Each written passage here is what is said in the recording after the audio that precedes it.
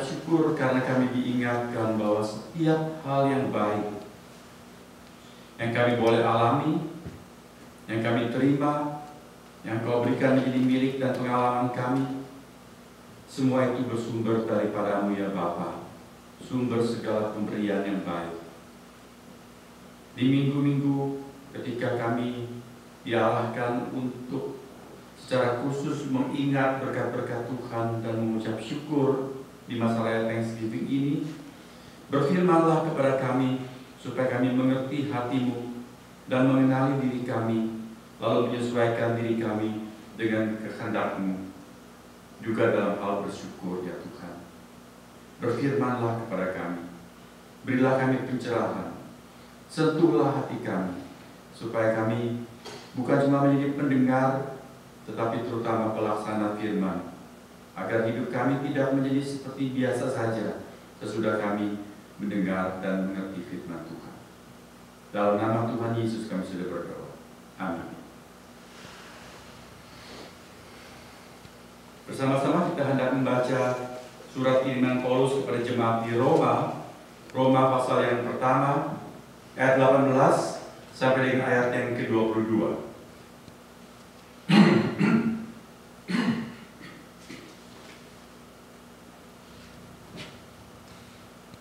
Saya akan membacakan untuk kita sekalian Roma pasal yang pertama, ayat 18 sampai dengan ayat ke-22. Demikian firman Tuhan, tulisan Rasul Paulus. Sebab murka Allah nyata dari sorga atas segala kefasikan dan kelaliman manusia yang menindas kebenaran dengan kelaliman. Karena apa yang dapat mereka ketahui tentang Allah nyata bagi mereka, sebab Allah telah menyatakannya kepada mereka. Sebab apa yang tidak nampak daripadanya, yaitu kekuatan yang kekal dan keilahiannya, dapat nampak kepada pikiran dari karyanya sejak dunia diciptakan, sehingga mereka tidak dapat berdalih. Ayat 21. Sebab sekalipun mereka mengenal Allah, mereka tidak memuliakan Dia sebagai Allah atau mengucap syukur kepadanya. Sebaliknya, pikiran mereka menjadi sia-sia dan hati mereka yang bodoh menjadi gelap.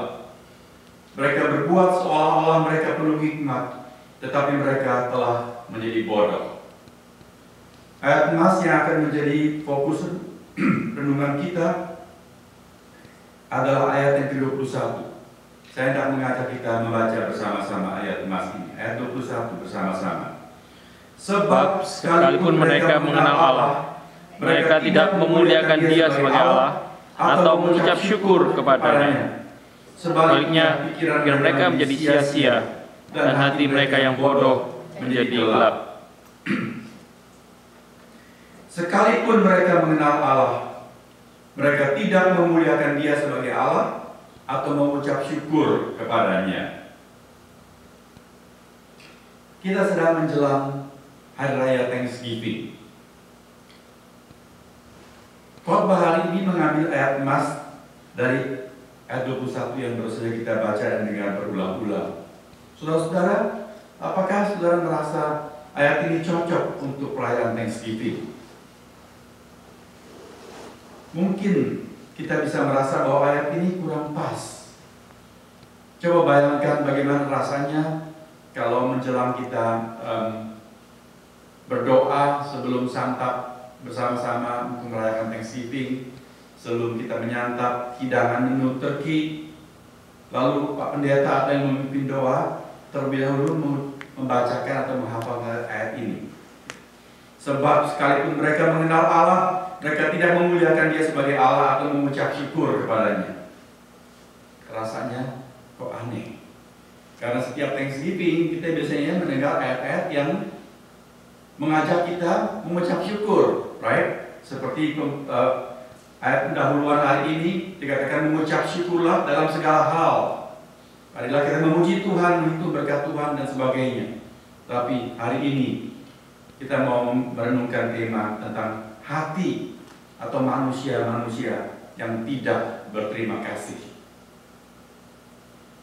Ngomong-ngomong tentang manusia yang tidak berterima kasih, siapakah manusia itu yang dimaksudkan? Saudara-saudara, banyak kali bagian firman Tuhan ini ditafsirkan untuk diterapkan kepada orang-orang yang dianggap kafir, yang tidak mau memuliakan Allah, yang menyembah berhala, sebab ayat itu mengatakan bahwa mereka mengubah citra Allah dengan menyembah hal-hal yang bukan Allah dan sebagainya.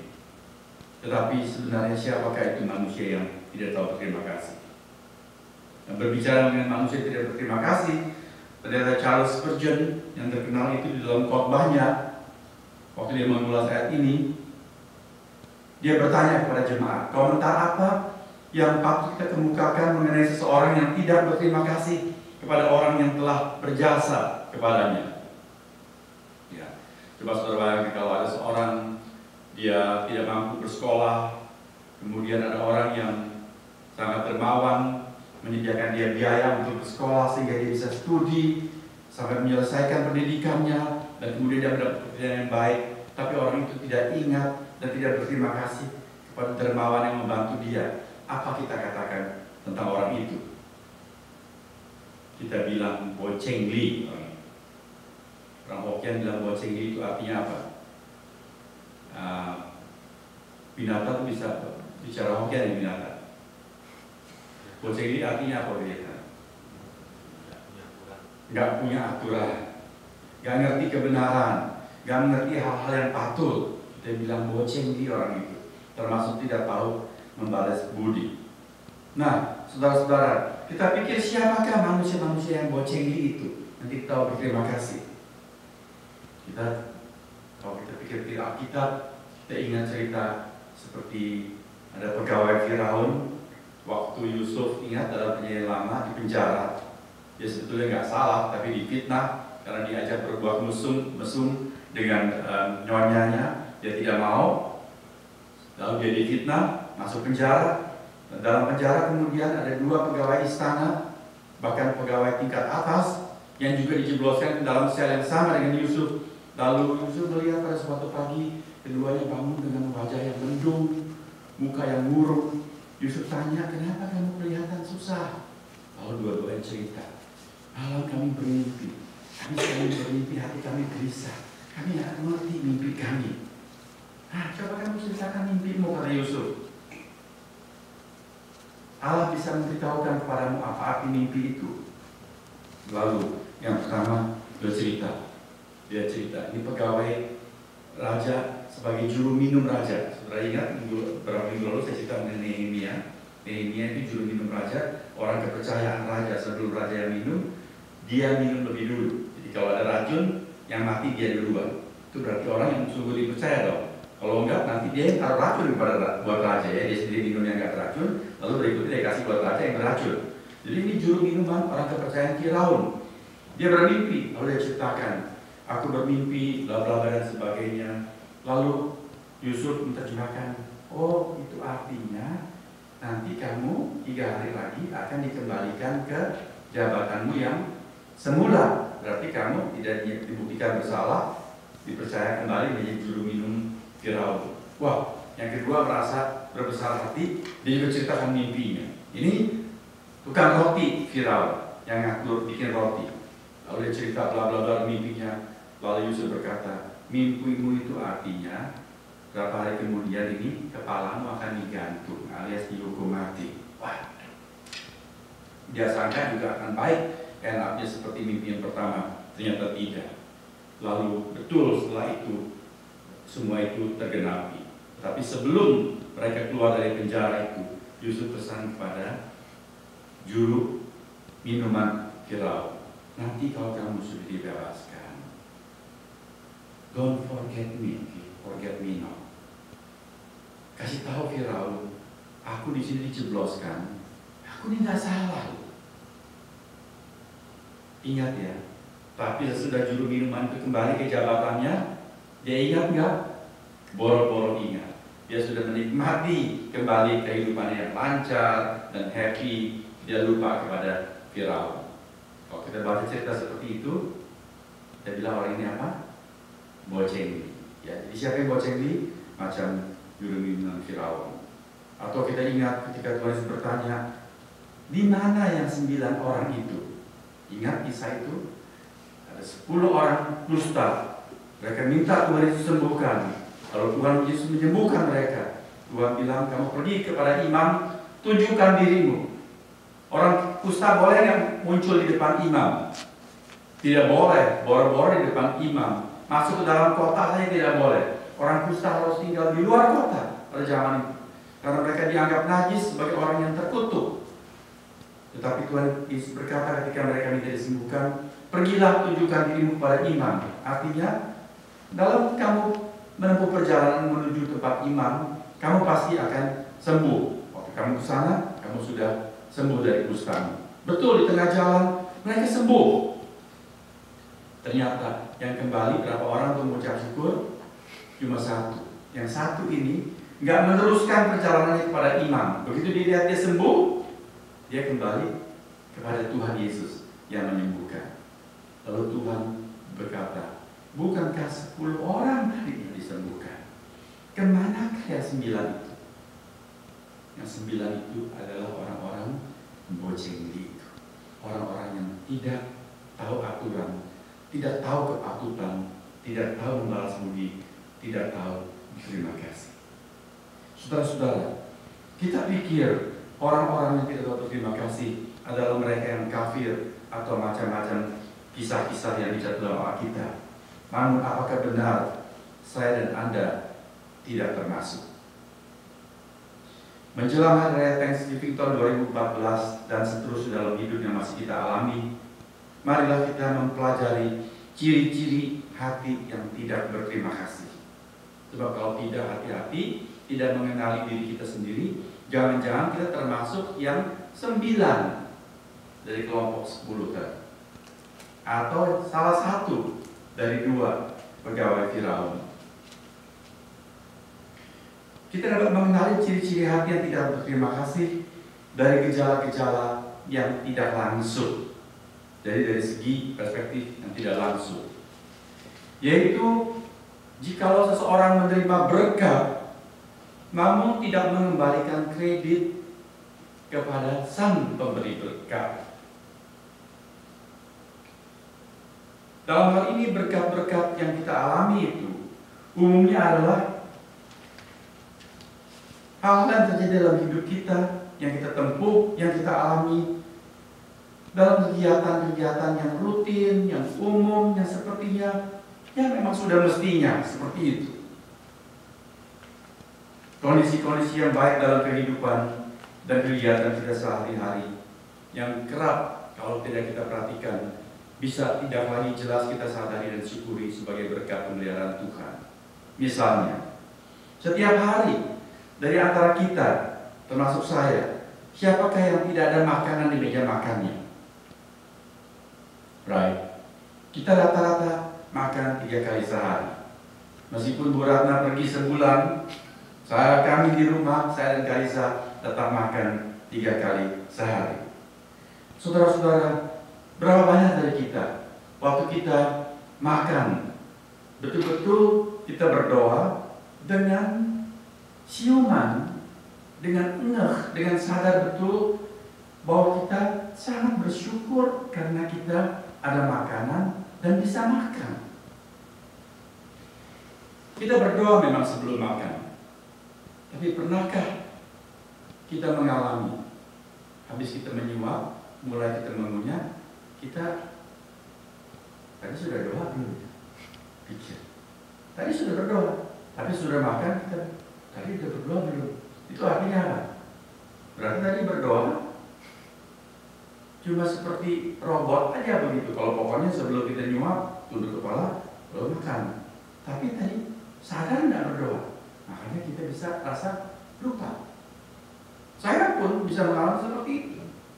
Dalam persekutuan atau pertemuan-pertemuan katakan menjelang Bible study, adat kita kan semua setiap kali ada pertemuan kita mulai dengan makan bersama. Karena kita mau bersama-sama makan, kita juga bersama-sama berdoa.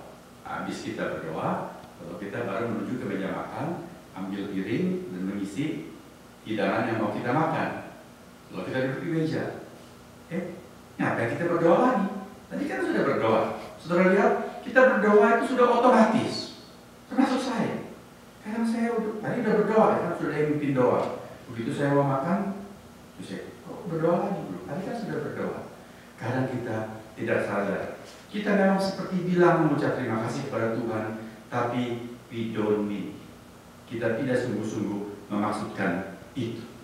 Kita tidak dengan menghayati mengucap syukur kepada Tuhan.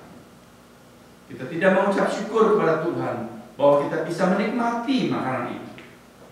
Kita cuma rasa bahwa enak makanan ini, tapi kita tidak berterima kasih bahwa kita bisa menikmati makanan tersebut. Kalau kita sakit, makanan enak pun dihidangkan, kita nggak ada nafsu makan. Betul?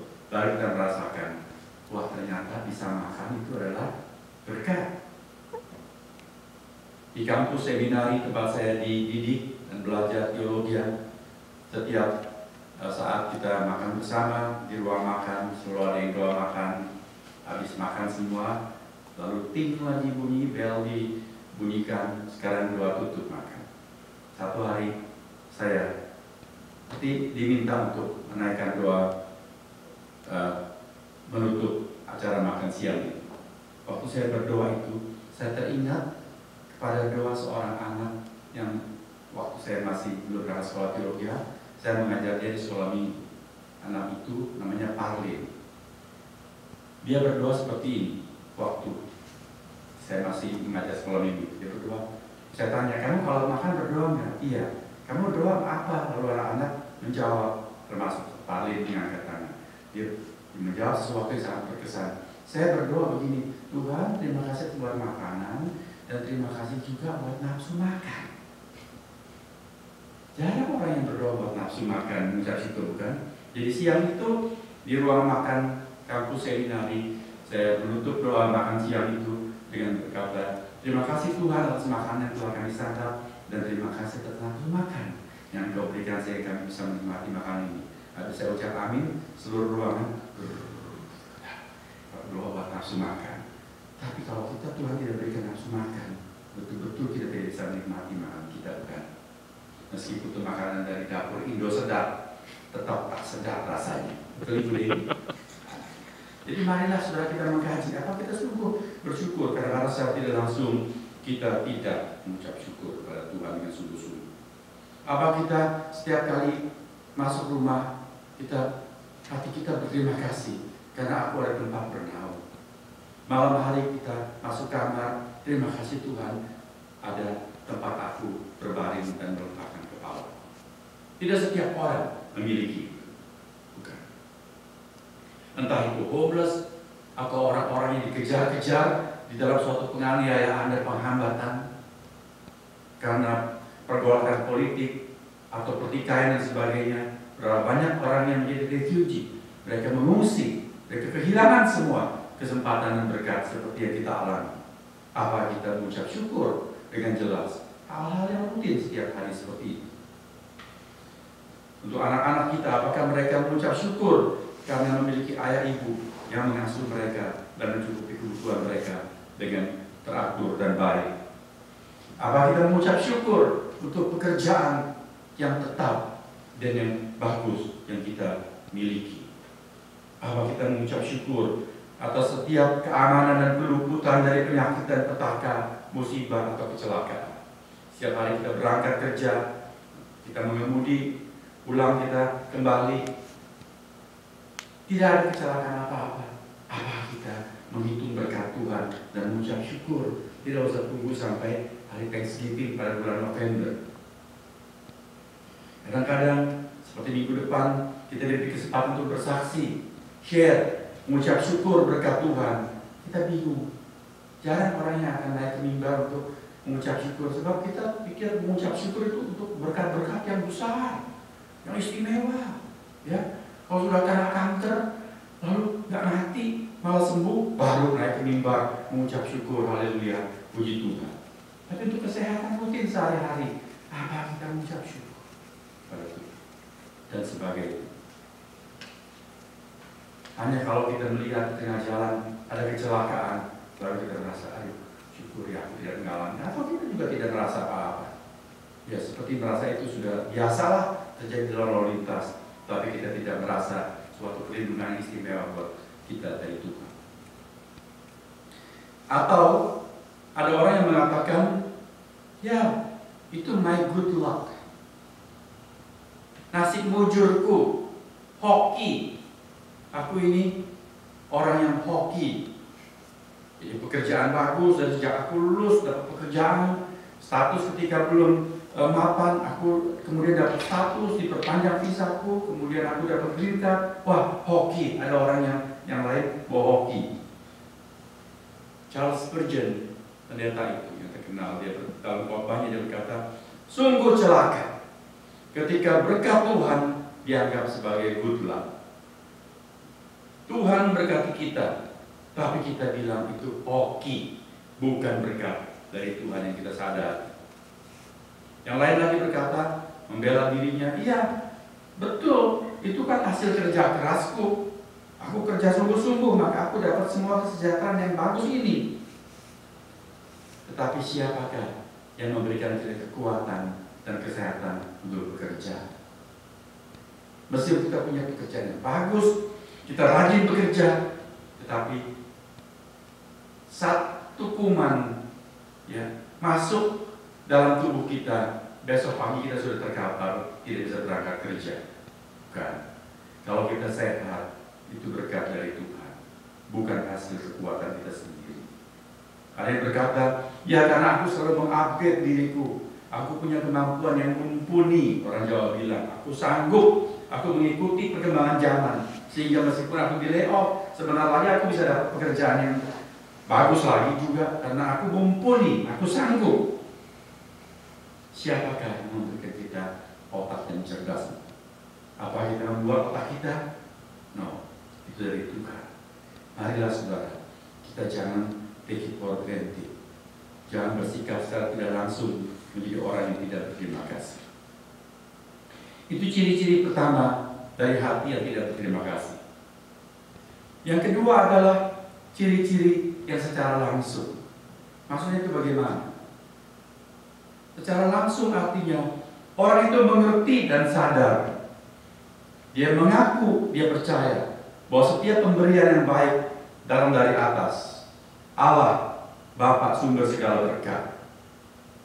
Dia menyanyi, all things bright and beautiful, all creatures great and small, all things wise and wonderful, the Lord God made them all. Dia menyanyi, dia mengaku. Tetapi dalam sikap dan praktek kehidupannya, apakah dia sungguh-sungguh ingat dan kemudian mengembalikan semua berkat dengan memuji Tuhan? Dalam khotbahnya juga Charles Spurgeon berkata, kita bersikap secara langsung tidak berterima kasih kepada Tuhan jikalau kita tidak menghormati Dia sebagai sumber segala berkat. Dibuktikan dengan jikalau kita mengacuhkan perintah-perintahnya, termasuk hari perhentiannya. Tuhan berkata, ingat dan kuduskanlah hari Sabat. 6 hari aku berikan kepadamu untuk bekerja. Kuduskanlah hari perhentian, beribadahlah kepadaku. Banyak orang ketika hidup lancar, saudara-saudara, dia hanya ingat datang berbakti atau hanya mau berbakti, bukan cuma ingat. Kalau dia slow, kalau dia senggang, kalau tidak ada acara, kalau tidak, banyak hal lain yang membuat dia distracted dan menyita perhatiannya. Dia tidak menghormati dan atau dia melupakan Tuhan. Itu adalah sikap-sikapnya dengan secara langsung dan sengaja tidak menghormati Tuhan. Kita mengabaikan kitabnya. Kita malas mendengarkan suara Tuhan. Kita menolak putranya. Kita tidak memberi tempat kepada Dia dalam kehidupan kita. Dan kita melupakan anugerah penebusan dan pengorbanan Tuhan Yesus. Padahal kalau kita mengingat, menghitung semua pengorbanan Tuhan buat kita, Paulus berkata, tidak dapat tidak, orang itu pasti mau hidup untuk Tuhan. Ciri yang ketiga dari hati yang tidak berterima kasih adalah bersungut-sungut, penuh gerutu, tidak kunjung puas dengan yang ada. Umat Israel dibebaskan dari Mesir, dari perbudakan 400 tahun lamanya. Tentu mereka gembira sekali. Tapi begitu sampai di tepi Laut Kosong, ketika dikejar oleh Firaun, mereka sudah bersungut-sungut menyumpahi Musa. Dia tanya, ngapain kamu bawa kami ke sini? Apa yang kurang kuburan di Mesir? Mereka sudah melupakan berkat-berkat pertolongan Tuhan. Sampai di seberang, ketika mereka baru saja melewati laut yang terbelah, mereka menyanyi kembali, mengucap syukur kepada Tuhan. Tapi begitu kemudian mereka kehabisan roti, mereka mulai menggerutu kepada Tuhan. Setiap ada kesulitan, lupa kesetiaan Tuhan yang menolong memberkati kita, langsung menggerutu. Lalu Tuhan menurunkan mana dari surga yang menjadi makanan mereka setiap hari.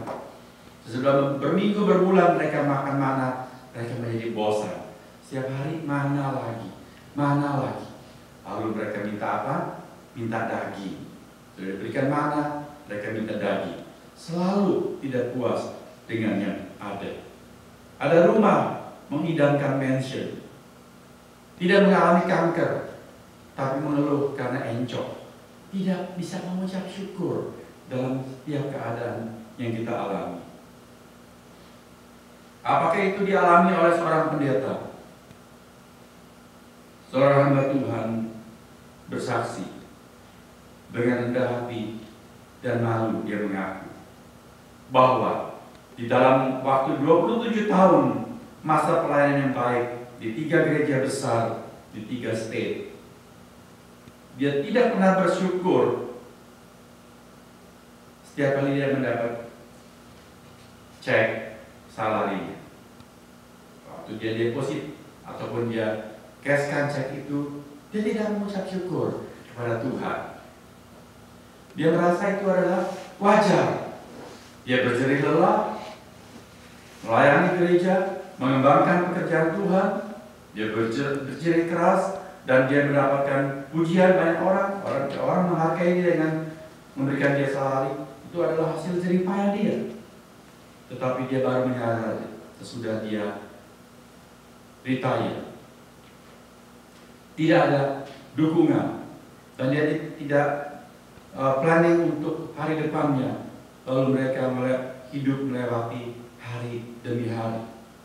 Sangat sulit sekali, sangat kontras ketika dia melayani. Lalu mereka bergantung pada Tuhan dengan sepenuhnya, berdoa, dan mereka melihat mengalami pemeliharaan Tuhan yang ajaib. Tidak pernah terlambat, tidak berlimpah, tapi selalu cukup. Barulah dia ingat meninjau masa kelimpahan yang waktu itu dia tidak mengucap syukur kepada Tuhan. Setiap kali dia mendapatkan salari, dia take it for granted.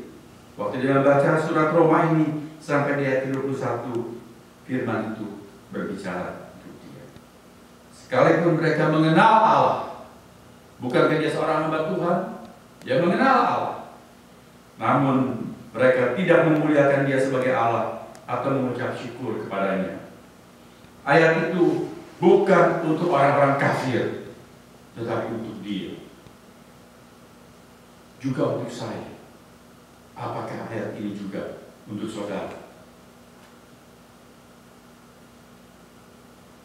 Saudara, marilah di akhir renungan ini kita merenung dan bertekad untuk membiasakan diri kita berterima kasih, bahkan untuk hal-hal yang biasa dan rutin. Karena apa? Karena hal-hal yang biasa dan rutin itu baru akan kita sadari merupakan berkat Tuhan yang luar biasa ketika dia sudah tidak ada. Percaya saudara? Kalau saudara sehat, bersyukurlah. Sebab kalau kesehatan hilang, baru kita tahu bahwa sehat itu adalah berkat yang luar biasa. Bila Anda tadi bisa dari rumah berangkat dengan selamat sampai ke parking lot, lalu menutup pintu mobil saudara, berjalan masuk ke ruang kebaktian ini tanpa dituntun, tanpa dipapa orang, setiap hari Minggu, berterima kasih. Sebab kita baru akan merasakan betapa berkat dan betapa enaknya bisa berjalan sendiri. Kalau tiba-tiba pada suatu hari, entah karena apa, saudara terkilir, saudara mau turun dari ranjang saja, tidak kuat, mau bangun dari posisi berbaring saudara, tidak bisa, baru kita bisa rasakan betapa berkatnya bisa berjalan sendiri. Amin, saudara-saudara. Itu hal yang rutin setiap hari. Kita melenggang berjalan, kita tidak menghitung itu sebagai berkat. Marilah kita belajar mengucap syukur dan mengaku itu sebagai pemberian yang baik daripada Tuhan. Bersyukurlah atas pikiran yang masih terang dan renungkanlah kebaikan-kebaikannya. Banyak orang tiba-tiba saja mengalami Alzheimer, dia lupa semua, bahkan anaknya sendiri tidak dia kenali. Kalau kita melihat kenyataan seperti itu, bersyukurlah bila kita memiliki memori yang baik, dan pakailah kesempatan itu untuk belajar firman Tuhan, mengenal Tuhan lebih dalam, dan menghitung dan mengingat berkat-berkat Tuhan. Bersyukurlah atas kesempatan, setiap kesempatan beribadah, berdoa, memiliki dan membaca Alkitab dengan bebas, mendengar pemberitaan firman Tuhan dengan leluasa. Bersyukurlah, sebab ada orang-orang, dan tidak mustahil kita bisa mengalami saat-saat penganiayaan iman. Dan di dalam keadaan seperti itu, orang tidak bebas berbakti. Berdoa bisa menjadi sebab untuk masuk penjara. Itu tidak main-main. Jadi mengucap syukurlah atas keadaan seperti ini. Bersyukurlah atas rumah tangga saudara. Bersyukurlah atas istri yang setia mendampingi. Bersyukurlah atas suami yang bertanggung jawab, memimpin keluarga dan menghidupi semua nafkah yang kita butuhkan. Jangan anggap itu take it for granted. Bersyukurlah atas anak-anak kita yang masih mengindahkan kepemimpinan kita, yang mau menurut dan yang punya sifat-sifat tahu diri, yang bisa mengerti keadaan orang tua. Pada waktu sebulan ini Bu Ratna pergi, saya baru mengalami bagaimana itu mengelola rumah tangga. Tahun 2012 Bu Ratna pernah juga pergi duluan sebulan, tapi saya nggak ingat waktu itu saya siapkan lunch apa buat Kalisa. Ternyata tidak, karena waktu itu sedang libur. Tapi kali ini setiap pagi saya mesti bangun pagi-pagi, dan semalam sebelumnya sudah tanya, besok kamu mau bawa lunch apa Sasa? Saya harus siapkan itu. Oke. Jadi bisa merasakan bagaimana kehidupan dan tanggung jawab seorang istri di rumah. Juga saya melihat Garis, sudah sebulan tidak ada mama, ternyata anak ini punya sifat yang baik. Menurut namanya, Rimo. Kadang makan pagi selalu itu lagi. Dulu saya selalu suka beli roti Anderson di Union City, tapi baru ini saya pergi ke sana, ternyata lagi direnovasi, tutup. Yang ada Anderson terdekat ke New Park Mall, bukan? Waduh, saya nggak mau hanya waktu beli roti tawar ke sana. Jadi berapa hari, setiap hari pagi sudah Sasa cuma makan susu dengan sereal. Saya bilang lagi ke malamnya, Sasa papa tadi belum sempat beli roti. Besok pagi, is it okay? Sereal lagi, Sasa? Oke. Ya, nerimo. Untung juga anakku, nerimo.